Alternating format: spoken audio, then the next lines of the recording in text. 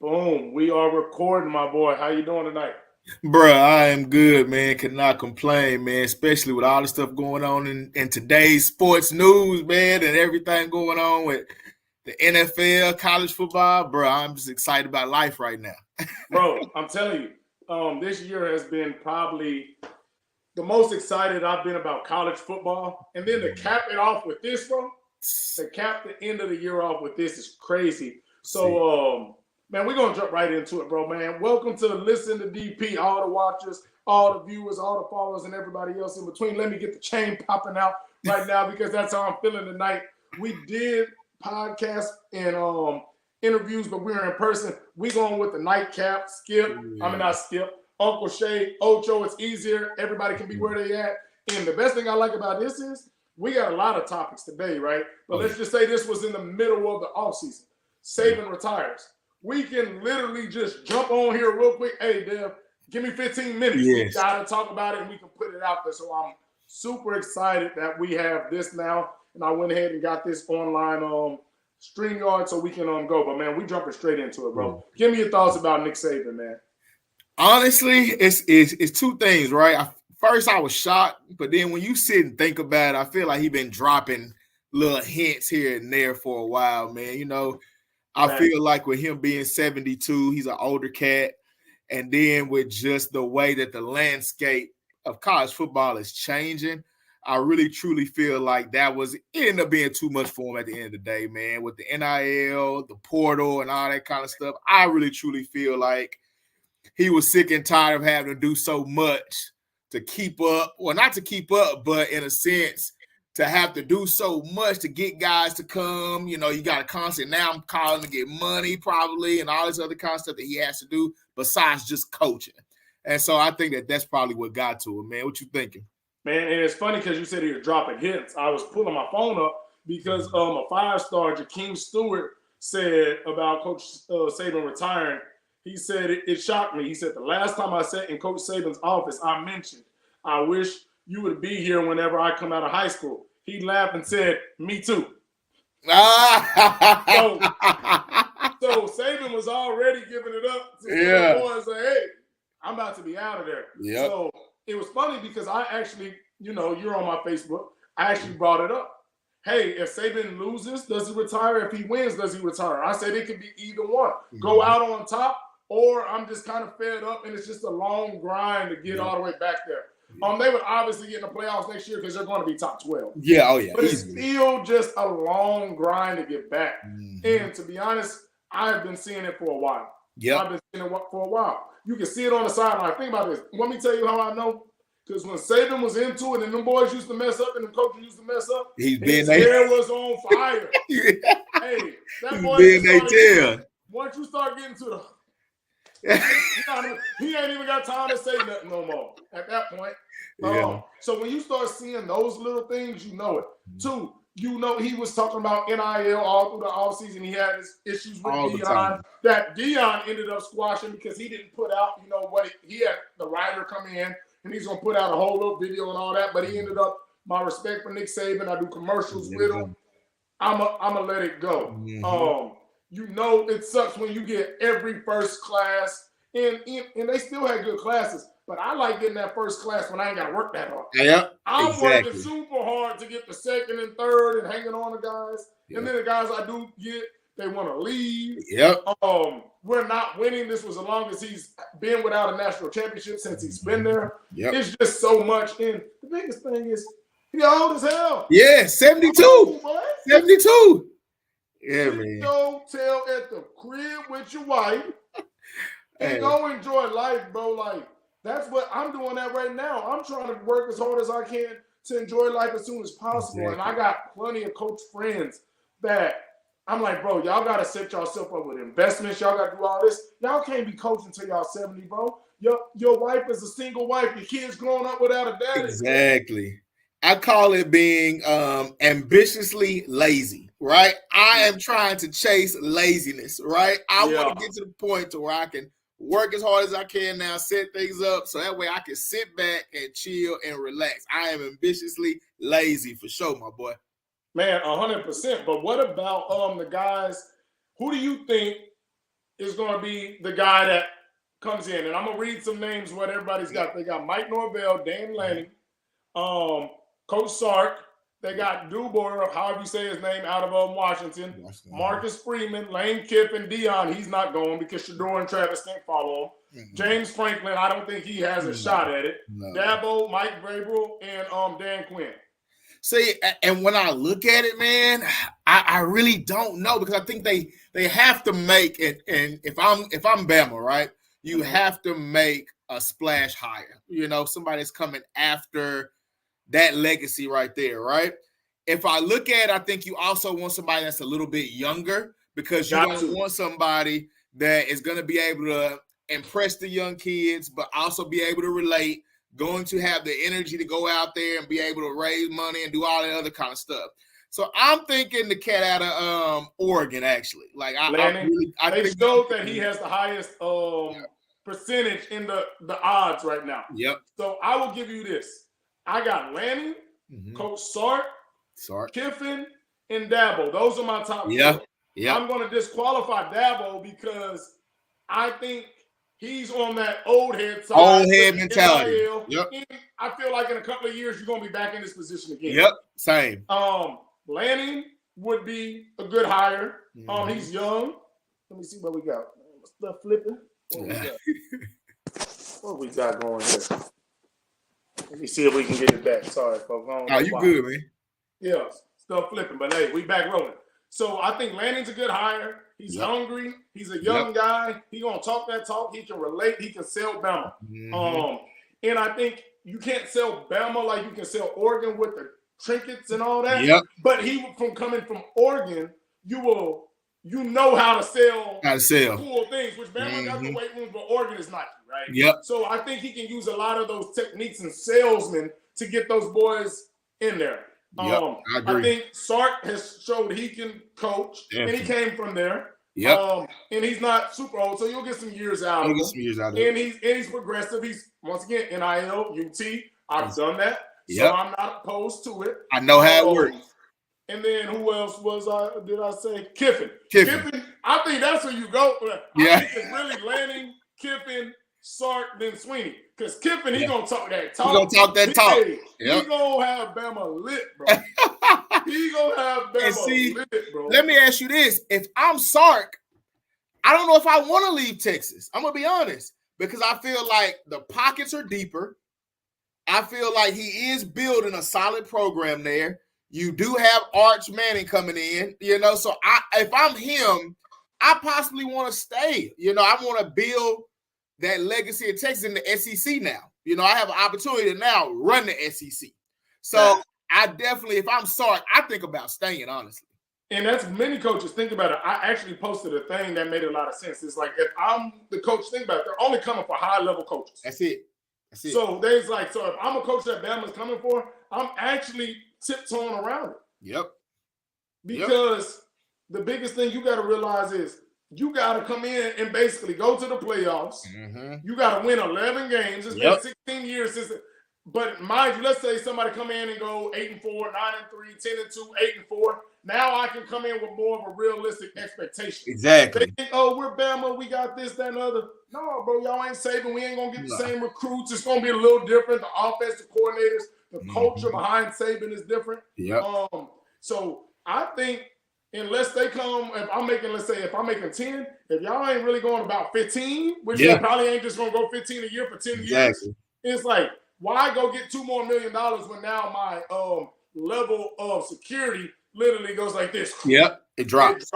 Yep. And then those jobs that they have, a Texas, a Oregon, a Ole Miss, which is, but it's still up there. But it's still up there because they can pay you. Because now, say I go there for 3 or 4 years, now I might be at Arizona. Yep, that's the best opening or something. Exactly. I feel the same way, man. I look at it from a standpoint of if I'm in the SEC already, again, now, and not to say they just going to fall off, but I mean, now I have the opportunity to come and make an actual dent in the SEC, right? Now, Georgia, if I'm Georgia, I'm looking at it like, it's a wrap. We killing everything walking. You know what I'm saying? It's a wrap. It's done, right? But if I'm somebody like Texas coming in, I'm somebody like even Ole Miss with Kiffin. You know, I now have the opportunity now to grab some of these guys, get some of these recruits. A lot of them 5-stars, it ain't coming to Bama like that no more, man. Like I'm telling you, that boys already leaving out. The legacy. It's the legacy that draws a lot of those kids in, man. So now that legacy is gone, it's gonna be interesting to see who they keep and who continues to go that route. Over under on 10 wins next year. Or let's go 10.5. You got to go 10.5. Can't put it on there. 10.5 because you got 12 games plus you got playoffs. Yes, so you got over playoffs. under on 10.5 next year. I'm gonna be honest, man. I'm gonna go under.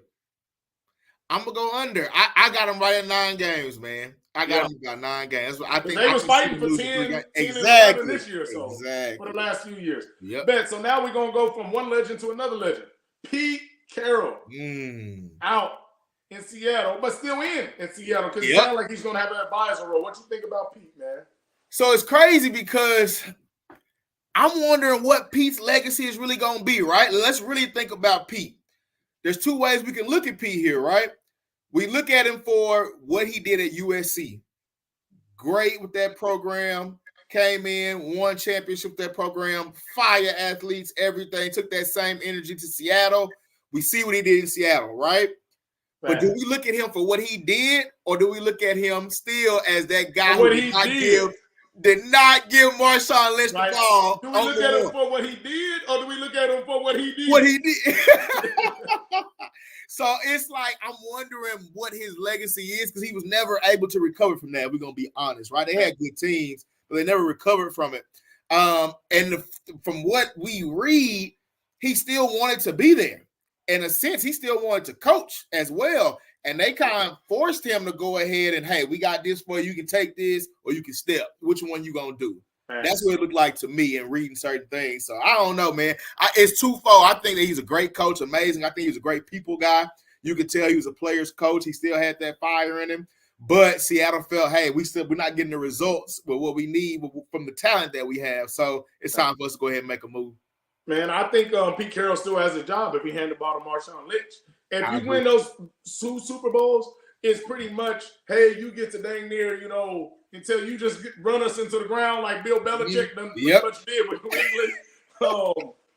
You get to stay. But at that one play, that 1 yard or 2 yards, how many yards, changed his the look of him because it's like we call lightning in the bottle with the defense. Yes. Right? And you have Marshawn and everything clicked right.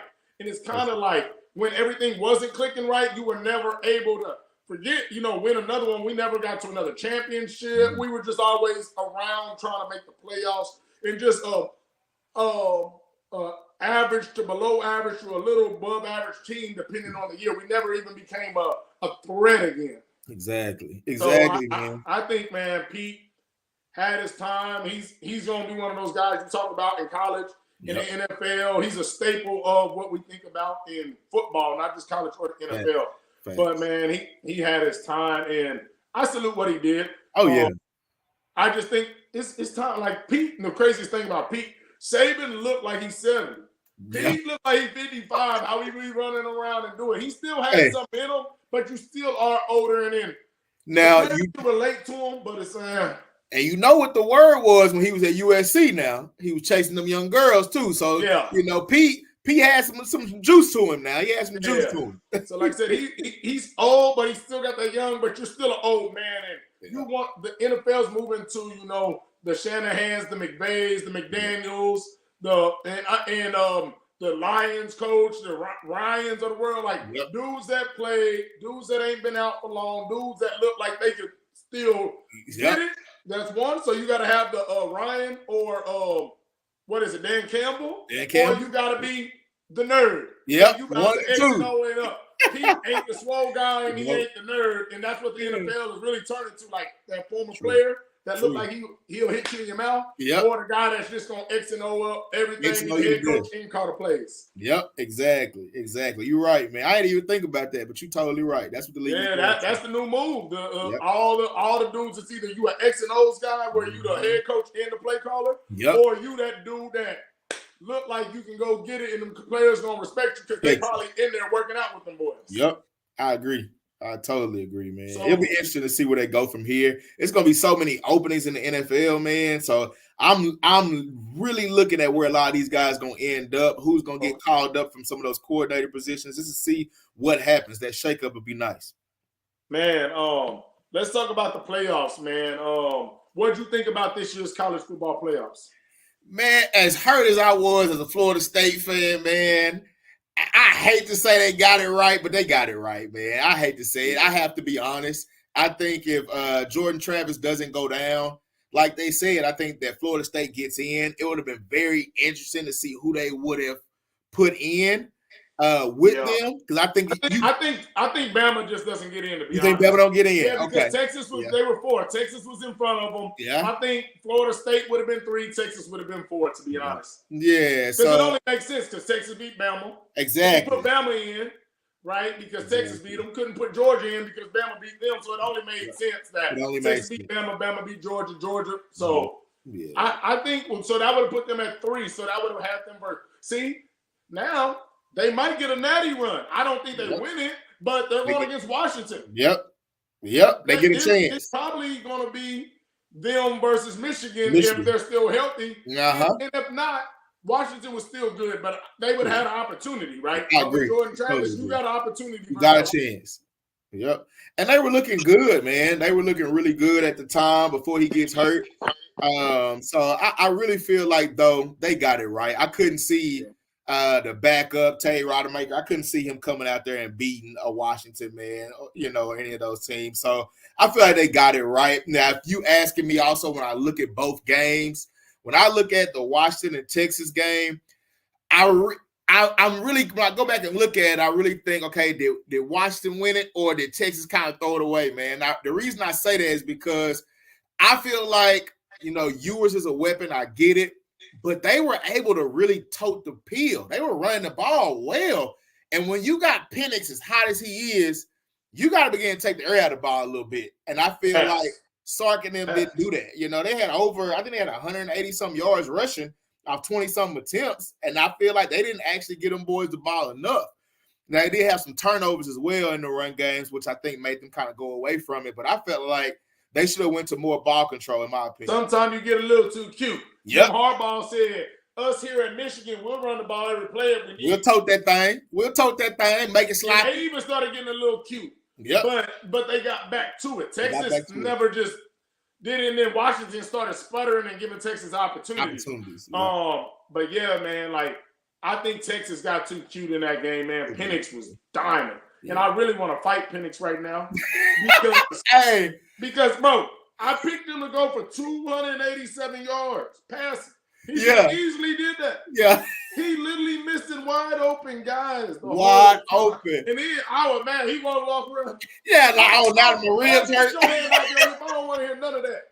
If you would hit a receiver, you wouldn't be getting hit all the time. Yeah, bro. Like, I think once he got hit a few times and got moved off his spot, bro, it's like it was curtains after that, man. Facts. It was curtains after that. And it's Facts, bro. I really think it's gonna affect. How you think it's gonna affect his draft status a little bit? Nah, not really, bro. So. I've been seeing people still have him ranked there. I've seen it happen to Brady. I've seen it happen to Manning. Like I put a lot of stuff online, like just to get people going because that's just what it is. That's what the online is. But bro, what quarterback have we never not seen look like that? Yeah. Ever. Like some games it ain't your game. Yep. We've seen Tom Brady throw 4 picks in games. Exactly. We've seen Aaron Rodgers do the same. So it is what it is. Yeah. I can't literally watch you throw dimes. Yeah. For the whole year and then one game in the national championship when they are putting heat on you. Yep. And it is versus the best defense in the nation that year. Yep. To then literally be like, oh, you didn't play good. What? Yeah, it happens. And I'm still trying, and I think I hit you up about this as well. I was still trying to figure out what Washington was doing with Dylan Johnson, the running back. Like, this dude is clearly limping every play. You mean to tell me you have no other backs that can tote the rock? You would rather put this kid out here running on one leg than to let because there were holes out there. There were holes out there. He just couldn't hit them. And my thing is different. If you put him out there as a decoy, they was putting that man out there to tote the thing. Yes. I think y'all even using him as a decoy. Y'all are really using him like he's not hurt. Yep. Crazy. Maybe use him on some pass pro. Maybe try and throw a screen because he'll be wide. But y'all using him on straight run plays. He don't got that explosion. Like, that was very, very shaky to me of a decision. And it just shows how little faith that they had in their backups. But that comes to show why Georgia and Alabama are so good. Because if that's a Bama running back, hey, sit down, bro. Homie going, you might be an NFL dude, but the homie behind you an NFL dude too. Get on in there. They took their Jalen Hurts out and put burn the red shirt on a freshman to go win a natty. Quarterback. These boys didn't want to put a running back out. They put a quarterback in. Places like that, next man up really mean next man up. That's why I tell people Bama and Georgia aren't good because of their starters. They're good because of their backups. You got somebody to push you every day. Every day in practice, you got somebody that's pushing you, trying to get that spot. Because if you think about it, who has the better receivers? Bama or Washington? Washington. Who got the better quarterback? Washington. Right? So the better running back, probably old boy from Washington. But the thing about it is, it's the guys once they get hurt, and then the culture around it as we've been there. But if you go guy for guy, people don't realize, like I said, go through Bama's list, Georgia's list. They're D linemen, but all them dudes when they get in the league ain't going crazy. But they're good when they're together. But when they get hurt, you got the backups. They are really good players, obviously, at Georgia and Bama. But you look great when it's a lot of y'all. A lot of them out there. I tell people at KU, we didn't win games, but go look, we was putting dudes in the league left and right. It's when one of those guys get hurt. Now your guy is like a fifth stringer. Your starter is maybe as good or a little worse than the Bama guy, or maybe a little better. But your second string guy is now worse than their fifth string guy. That's where it changes. Facts. No, you're exactly right, man. You're exactly right. When I look at that championship game, also, I look at the way Michigan stuck to what they do, right? Like you said, they ran the peel. They did try to get out there and try to make McCarthy the guy a couple plays, and I think we all see he's not that guy, man. He's not that guy. It's crazy that he still has that first round grade. Yes, I saw that. My whole thing is if McCarthy has that first round grade, Stetson Bennett should have had a first round grade, to be honest. Because there's nothing that McCarthy does that Bennett didn't do. I agree. Literally, I totally agree, man. Like, what is he doing? He wins, and you gotta. And that's a team thing, but I also give him credit because I've seen better quarterbacks on better teams lose games for the same team. True. But in the NFL, you're going to have to help somebody win. Exactly. Right? Even Purdy being a manager, he's gotten better. He started to wheel and deal and make some stuff happen, and he threw the ball at Iowa State. He did. McCarthy has games where he throw the ball literally not once after the first quarter.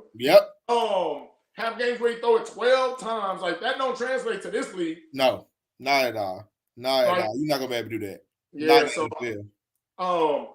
But on the last note of college, how you feel about Michigan? Do we put the asterisk by it, or do we give them the salute? I just find it hard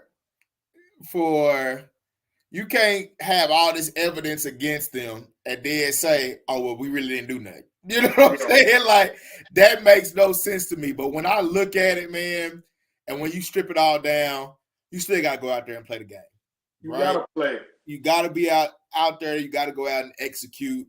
And I think after they were found out and everything like that, they're not continuously doing it, you know?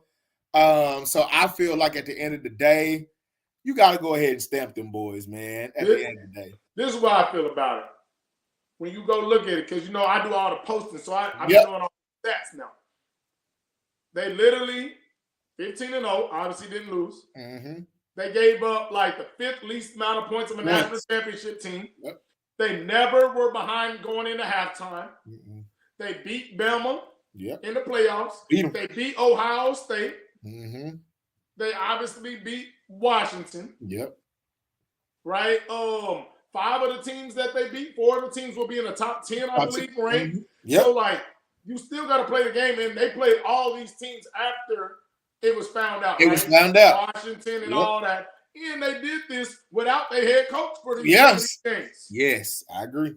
Bro, that's it. So, but what all you want to say is fine and dandy.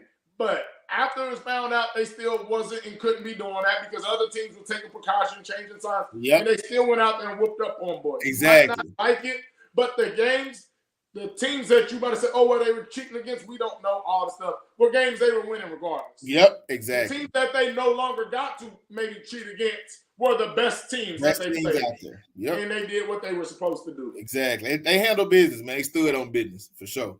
Okay, let's switch it over. Let's go. What we got? Man, we got a lot of good stuff on here, but we're gonna do another one because, like I said, we rocking now. So we're gonna say some of these because some of these don't have to be on a timeline of a current event, but this one does. The NFL playoffs, because we want to put this out before it starts. Yes. Give me the Super Bowl matchup. Woo! Man, I will tell you this, right? It's so easy to go chalk. It's so easy to say San Fran and Baltimore. It's so easy to do that.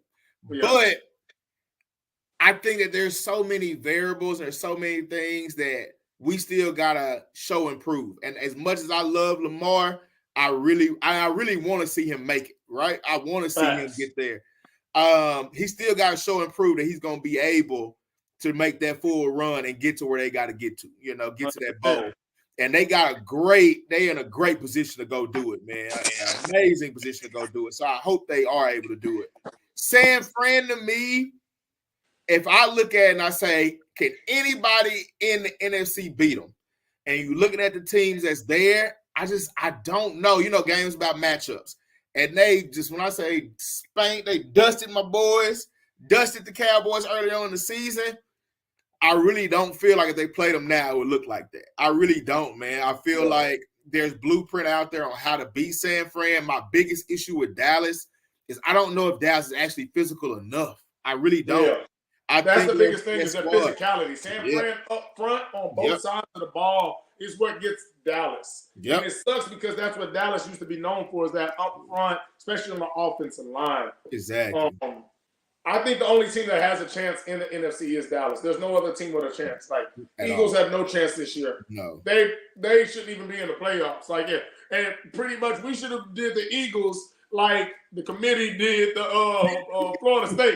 Hey, y'all 1-5. Y'all sputtering. Let us go ahead and put a hotter team coming in. Yeah, man. They looking bad right now. It's bad. And I don't know, what do you think happened? What do you think? Because don't get me wrong, all year they were winning by the skin of their teeth, right? They were winning games they really shouldn't have been winning. But if we go back to last year, they did the same thing last year, if we're going to be honest. They won a lot of close games. There were a lot of games they could have lost that they didn't, but they were still a complete team, and I felt like they were great still on defense and offense.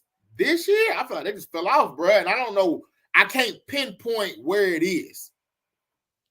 One thing, turnovers by Jalen Hurts. Yeah. Last year, he had like 2-3 hits or something for a while. He's had too many turnovers. Yeah. If you go look back at teams that win, it really comes to the turnover ratio, especially at that level. Because think about it. College spreads be 21, 17, 14, 35. NFL is 3 points. Yeah. Turning the ball over is that field goal or that extra touchdown. Yeah. Turnovers is the biggest difference. Nothing else other than that. Them getting away from the run game a little bit in the middle of the season. Exactly. But really it comes down to Hurts was perfect last year, dang near. Yeah. And now he's not. And see, I'm looking at it too. I do think there was a point in time where he was hurt. And I think because they were so RPO heavy a lot of times, man, like now that he's not able to run the ball as much, I think his knee was bothering him. So now that he wasn't running the ball as much, now he had to really sit back there and just throw the ball. I think it took away from their attack. Like you said, they're really a running team, man. They really are. I also think in the back end, people don't talk about it as much as they should, but losing Gardner Johnson, I think, was tough for them as well. They've been getting hit on the pass game. The pass game is the defense has been getting hit. They've been getting crushed. Yeah. And Debo told us that boy Bradbury was sorry, but I ain't know he was that. You play fantasy now? Oh, yeah. You go look and see who the receiver that's going against the Eagles. Yeah. That is what it is. That's true. You're picking up them boys. That's true, man. I'm with you. Who you got? I would say another thing that's been like a little thing that even though he balls a little cancer is AJ Green. Those little just things when it's not going good. Michael, he was quiet last year because it's year one. You get a little comfortable and you start getting outspoken again. I think that is something that plays in the back of Jalen's mind, the coach's mind, the team's mind. Like, bro, shut up. Like, we're good. Like, you literally got 1,500 yards. Like, do you want to have 3,000 yards, bro? In order to get to 1,500, you can't literally have like 30 yards for 10 straight games. But in some games, you would think it was that. Facts. Like, bro, like, you're a couple of hundred off from the record. Like, bro, you had a great year. And I think AJ, he's a passionate guy. And he's not like a TO or whatever. But it's just those little times that it's like, bro, we know it's not going good. Talk about it in the locker room. Right? Like, and I think he does it in like the passive aggressive way a lot of times too, right? And then Hurts isn't the guy that's going to go back because he's more calm and laid back. He's chill. Good, but sometimes you need that dude to say, shut your ass up. Yes. We was good before you. We can still be good without you type of thing. So that's one of those little things I don't think that a lot of people pay attention to because it's like, oh, it's passion. But when a team is kind of made up of we're passionate, but we really don't do that outward on the sideline. Now you bring that outwardness on the sideline. They might do all that. They might box. You know, back in college, hey, go stand on a Jayhawk if you got to get it in. And you don't know. But guess what? We would never know that because that's in the locker room. Facts. But when you do that outwardly, the media catches it. The fans catch it. Now you're getting the questions, and now you're annoyed by it. So, those are little things. Everybody has to answer those questions. Once the media hears a whisper or something, it's coming out. You know, so and winning cures everything. So you can have that and be winning and it be cool. But once you start losing a couple games, now everybody gets questioned, you know, and so that definitely does suck. I got a question for you though, man. Like, so talk to me about if we were to look at these teams and just strip the teams down, look at it or whatever, and just pick the games, you know, like who you pick in each game this round, like Saturday and Sunday. Like, so we can start with Green Bay, Dallas. Who you got? I got Dallas. You got Dallas. Okay. Dallas. Yeah, I got Dallas winning it. I'm nervous a little bit because Aaron Jones. Love not to be out there throwing that rock, bro. Yeah, it's gonna be a closer game than I think people realize.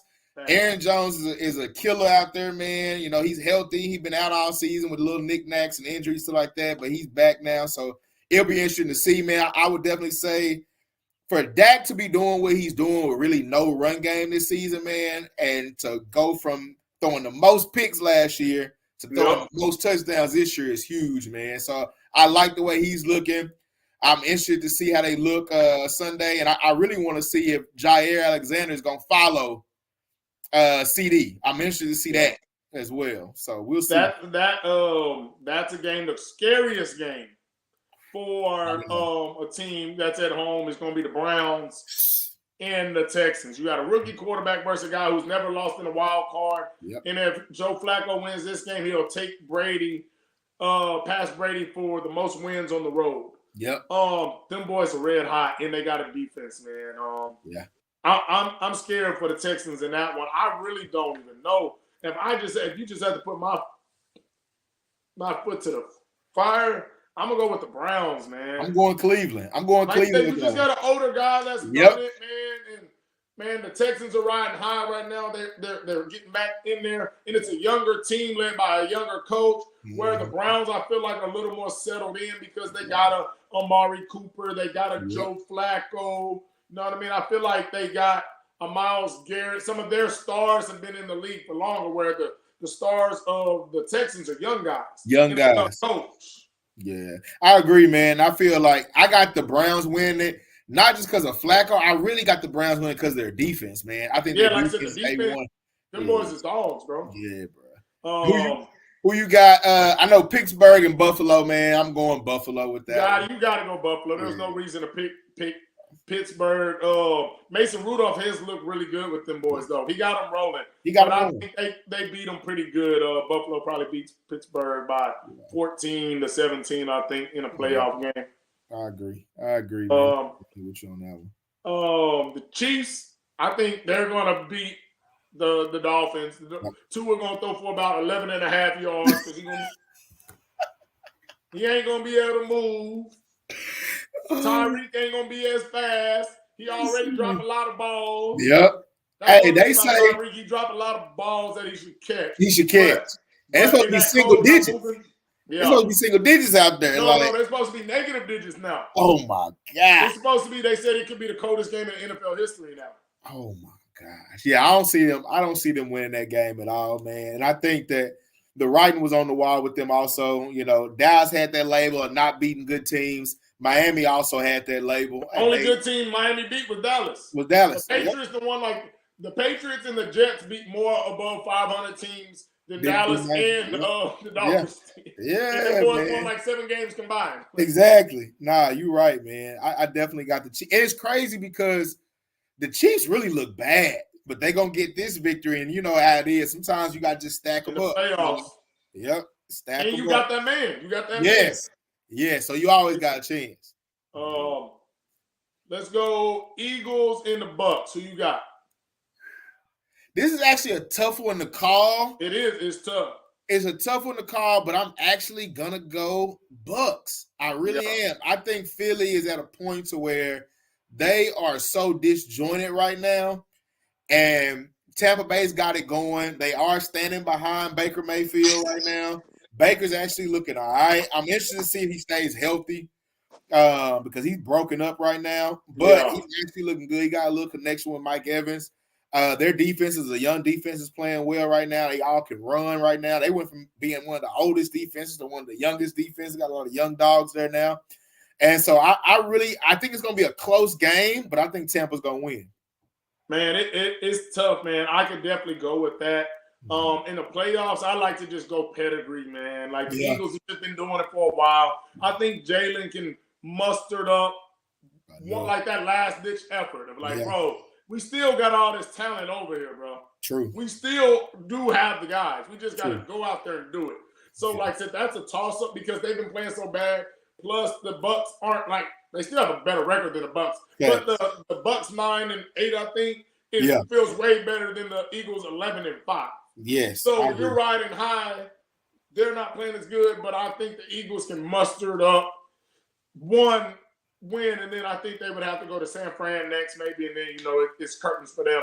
So I would have to, like I said, if I just got to put, like I said, I always do it if I got to put real money on it. Yeah, it's just hard for me to say I would put 1,000 on the Bucks over the Eagles, right? So when I kind of look at this stuff, I put myself in a real life situation. If somebody say, "Hey, you got to put 1,000 on it," like that's just tough to think, that Bucks and Baker being banged up can just get it done, which they can. But if I'm putting 1,000 on it, I'm gonna probably put it on the Eagles because I think they can get one round out of it this year. See, I see how you think. See, with me, they say scared money don't make no money. I don't make no money. I got scared money. I got too much scared money to bet. You know what I'm saying? Like you big money. Facts. No. And then with our last one, man, this is a cold one. This is actually the biggest tickets as far as expensive go is the Matthew Stafford and the Jared Goff swap game. Wow. Yeah. Stafford's going back to the crib. Jared Goff gets to play his old team. Yep. Man, I think I'm gonna have to go with them Lions because they're at the crib and they just been playing good. I feel like the Rams really had a lot better year than we expected. They kind of just came out of nowhere. Yeah. But I think the Lions just have more weapons across the board on offense because they do got the receivers, which you got Puka and Cooper Kupp. But I just think when you got the running backs they got, did the tight end, is he actually out? He's hurt. I don't know if he's going to play. I never looked. But let's just say if he was in him, you got St. Brown. The defense is good. The coach is hungry, right? He's trying to really get this going. I could see the Rams obviously winning. Yeah. But I feel like across the board, I like the Lions as a whole with what they got on offense and defense a little better. Yeah, I feel the same way. The thing I like about the Rams, I feel like the Rams got hot and they got healthy at the right time. Facts. A lot of those guys that were injured, they got their running back Williams, and he been looking good the last couple of weeks. Cook finally came back, and he's playing okay. Puka Nacua looks like an absolute monster, but I'm wondering, is it the offense or is it him? We can always go back and forth about that. and because I think that McVay has made some guys look good. It's an in between because you got a McVay offense and a Stafford that gets everybody records. But I'll tell people, there's been better guys in good offenses and opportunity, and they ain't do what he's doing. You still got to go. Think about it. They know you're getting the rock now, and these are dogs. And all these routes ain't scheming for you. You got to beat somebody at some point. You got to beat somebody, right? You run fade sometime, Bert. You got to do. There ain't no scheme for a fade. Yeah. Right. So I tell people it helps, but you still got to make the play. You got to make the play, and you got to get open, and you got to be a dog. And you don't look up on the receiver yards and catch record from scheme. You got to be a dog because in that case, all the fast and athletic guys that get schemed up for would be looking like him. True. Nah, you're right. You're right. If I had to pick it, like you said, man, I'm rolling with Detroit. I feel like Detroit is very hungry right now. I also feel like offensively, I think Jared Goff has looked good. I am interested to see if the Rams are able to get pressure on him. Goff has always been, if you get some pressure on Goff, get him off his spot, his accuracy goes way down. He's still a statuesque type guy. So I feel like if they're able to get to him, the Rams can win it. But if the offensive line and the Lions hold up, I can see them winning. And I definitely think they got to run Gibbs, get Gibbs some touches early, and I think they'll be fine. Man, no. We chopped it up, bro. I like what we did. We'll end it right there, but I'm going to let you.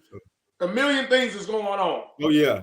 Go ahead and close it out with whatever you want to talk about like that's been going on in the sports world that got your eye right now. Man, let's see. Let me think. The biggest thing right now, man. You know what? The biggest thing right now is just I'm interested to hear your view really, really quick just on media, man. Media. I don't know why I get kind of caught up sometimes in media because, when I was young, I used to watch a lot of the first takes, and all that kind of stuff, and used to think that stuff was cool or whatever. But then when you really dive down and you look at numbers and you look at so many different things, I really realized a lot of it is just entertainment, man. It's so much entertainment. That's all for clicks and numbers. Yep, exactly. Hot takes and stuff like that. Because when I look at just the disrespect, man, I'm bringing it back to my guy Dak. When I go back and look at just the disrespect that dude gets, from media and different things of that nature. And then you come back for guys like Shady McCoy to say, oh, he's ass. And for guys, for people to say, take it further than they should take it, a lot of times. And it's for entertainment. But it's like, man, I look at it sometimes as you being an athlete, how do you feel when you hear some of that stuff, man? How does it resonate with you? I understand it. It's just entertainment. It is what it is. And then you got to realize, when you watch Undisputed, think about this. Do you think Skip Bayless thinks LeBron is as bad as he claims him to be? That's why you don't got to go no further than that. True. Think about it. But he knows if he picks that side and stands on that side, it drives numbers. If he just says LeBron is good, then those LeBron debates aren't as good, one, in the numbers, and they're not tuning in to hear him talk about LeBron because it's, you're telling me how good he is. Facts. Do you think when, for instance, when the Cowboys are playing bad, he'll literally either, think about it, he doesn't play middle ground on the Cowboys. No. He's either going to be like, how about them Cowboys, or he's going to be throwing the jersey away. Yep. Either one is going to drive numbers. For instance, can you hear me? Yep. Okay, I seen it on. I'll give everybody a secret. Everybody's seen during the season when I'm posting Colorado and Shador. Dang, DP, you riding Shador, this and that. You must love him. I just know y'all hate him, and it's going to run up these numbers. It's going to run up the numbers. If I wasn't making what I was making on Facebook, I wouldn't even talk about Colorado and Shador except post the final score. Yeah. But I know what these numbers is going to do when I post them. Yep. So it's as simple as that. Everything is entertainment and numbers driven, and those numbers equal dollars. Yep. Nah, I agree. Literally. Man. Now the older I see it. Like I'm like, bro, all I have to do is post this. So think about this. This is things like people don't even realize. I go on there and I'll post. I guarantee, we're guaranteed capitalized. Shador throws for 300 yards and 4 touchdowns. You know what that just did for me? That high-low that Skip Bayless does. Because if he does it, I can be like, I told y'all he's the greatest. Yep. But when he doesn't do it, which these games mostly I do it because negative drives more, knew he wasn't going to do it against UCLA and Yeah. Oregon and Oregon State. But when he does it, guess where everybody's running back to? Yep. That post. That It's post. me. I told you he wasn't this. I told you he wasn't that. You're right. You're right. Because everybody wants to drop their opinion. You're right. Playing a middle ground doesn't do anything for media and move that needle. It keeps it in the middle. Facts. When you play this side or that side, it's gonna do that for you. So you take everything with a grain of salt. I think they'll call guys out of their names and do this. Now, I will say, like, some of the players when they're just going in, like, but I don't pay attention to what Shady say other than for entertainment. He's an entertainment guy, right? Yeah. He's funny. He's gonna talk about crazy work. He's gonna throw out little bars. That's how he got on with Brandon Marshall and Iron Man being shady. Like, now when a Shannon does it, I put a little more behind that because he picks his words carefully. Yes, he does. So if he says Dak is bad, I'm like, Shannon, you're doing a little too much. Yeah. Like I said, Shannon was doing too much with the Jameis. I would cut him.